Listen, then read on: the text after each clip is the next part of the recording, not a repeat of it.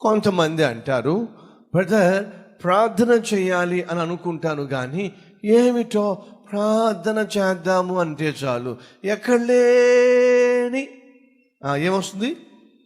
అది చూసారా, మీకు చెప్పాల్సిన అవసరంలా. నిద్ర వచ్చేస్తట, ఆవలింతలు వచ్చేస్తాయి. మరి భోజనం చేస్తున్నప్పుడు ఎప్పుడైనా నిద్ర వచ్చిందా మీకు? భోజనం చేస్తున్నప్పుడు ఎవరైనా మీలో కునుకుపాట్లు పడి ప్లేట్లో పడ్డారా?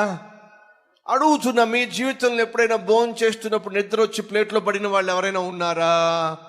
ఉంటే చేయి చూపిస్తారా? అబ్బే కుదరదు. ఎందుకని? కోటి విద్యలు దేనికోసం అట? అబ్బువ కోసమేగా.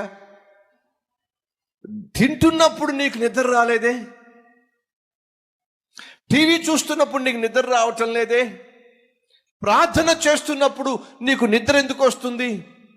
నీకు ఇష్టం లేని ఏదైనా చేసే ప్రయత్నం చేస్తే ఖచ్చితంగా నిద్ర వస్తుంది. నీలో పాపము ఉన్నప్పుడు, పాపానికి నీ జీవితంలో చోటు ఉన్నప్పుడు, వినో సహోదరి సహోదరుడా, నీ శరీరము ప్రాణము ఆత్మ ఒప్పుకోదు ఏం చేయడానికి? ప్రార్థన చేయడానికి. నువ్వు ప్రార్థన చేయలేకపోతున్నావు అంటే సులభమైన కారణం ఏంటో తెలుసా?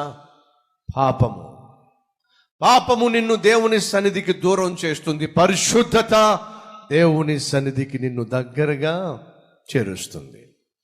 మనం ఎప్పుడైతే దేవుణ్ణి ప్రేమిస్తామో దేవుని సన్నిధిని ప్రేమిస్తాం.